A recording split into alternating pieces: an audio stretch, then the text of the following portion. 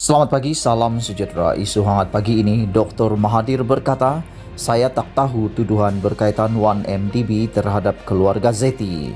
Berita sepenuhnya. Dr. Mahathir Mohamad mengaku yang dia tidak tahu menahu mengenai dakwaan suami dan dua anak bekas Gubernur Bank Negara Malaysia, Zeti Akhtar Aziz, ada menerima wang daripada 1MDB ketika dia melantik Zeti ke dalam Majlis Penasihat Kerajaan pada tahun 2018. Pembentukan CEP berperanan untuk menasihat Kerajaan Pakatan Harapan ketika itu tentang hal ehwal ekonomi. Kata bekas Perdana Menteri itu, dia memilih Zeti sebagai ahli CEP berdasarkan pengalaman dan prestasi yang ditunjukkannya sebagai pegawai bank. Saya tak tahu. Tetapi Zeti menunjukkan prestasi yang sangat bagus sebagai pegawai bank. Sebagai pegawai bank pusat, dia dikenali di seluruh dunia. Saya lantik seseorang yang sangat terkenal.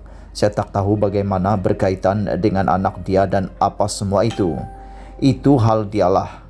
Tetapi sebagai pegawai bank pusat, dia yang terbaik yang kita pernah ada untuk jangka masa yang lama, katanya dalam wawancara bersama Malaysia Kini pada Rabu. Malaysia Kini sebelum ini menyoal Mahathir sama ada dia tahu berkenaan dakwaan bahawa wang 1MDB disalurkan ke akaun yang dikendalikan suami Zeti, Taufik Aiman, ketika dia melantik Zeti menjadi sebahagian daripada anggota CEP. Mengulas lanjut, Mahathir berkata dia memang ada berhubung dengan Zeti sejak Najib Razak masih lagi menjadi Perdana Menteri. Kata Mahathir, Zeti tahu mengenai jumlah wang luar biasa di dalam akaun bank Najib dan mahu mengambil tindakan ke atas bekas Perdana Menteri itu, tetapi rancangan berkenan gagal direalisasikan. Dana masuk ke firma Singapura. Sebenarnya semasa Najib menjadi Perdana Menteri, saya bercakap dengan Zeti. Zeti yang bagi tahu pada saya bahawa Najib ada duit banyak dalam bank. Dia kata nak ambil tindakan, dia cuba. Lepas tu entah apa yang Najib buat, dia tak beranilah. Kumpulan 4 orang itu, ketua polis ketika itu cerita pada Najib tentang kumpulan 4 orang ini, peguam negara dipecat. Najib hancurkan kumpulan 4 orang tersebut, dakwa Mahathir. Kenyataan itu merujuk kepada 4 pegawai tinggi kerajaan ketika itu, iaitu Peguam Negara Abdul Ghani Patail, Ketua Pesuruhjaya Suruhanjaya Pencegahan Rasuah Malaysia SPRM Abu Kasim Mohamad, Ketua Polis Negara Khalid Abu Bakar dan Zeti sendiri. Mereka dikatakan mempunyai rancangan untuk mengambil tindakan ke atas Najib berhubung skandal 1MDB.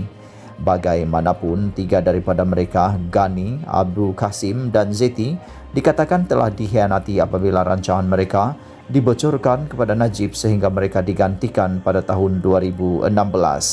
Suami Zeti, Taufik Aiman, mendapat perhatian pihak berkuasa baru-baru ini. Ekoran dakwaan wang 1MDB dipindahkan ke sebuah firma yang berpusat di Singapura yang dikendalikan oleh dia dan anaknya antara tahun 2008 dan 2009. The Edge melaporkan sejumlah AS 16.22 juta dikatakan telah disalurkan ke sebuah firma Singapura, Ion Rhapsody Sendirian Ltd.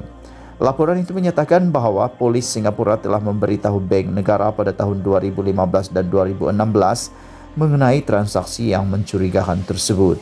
Zeti masih menjadi Gubernur Bank Negara pada masa itu. Dana AS 16.22 juta itu dilaporkan berasal dari syarikat dan akaun bank Jolo, individu yang dianggap sebagai dalang di sebalik skandal 1MDB. Berikutan itu, Pusat untuk Memerangi Rasuah dan Kronisme C4 mempersoalkan sama ada Zeti, yang kini merupakan pengerusi permodalan nasional Berhad, mengetahui mengenai transaksi berkenaan. C4 juga mempersoalkan apakah Mahathir mengetahui mengenai perkara tersebut ketika dia melantik Zeti dalam CEP ketika pentadbiran PH.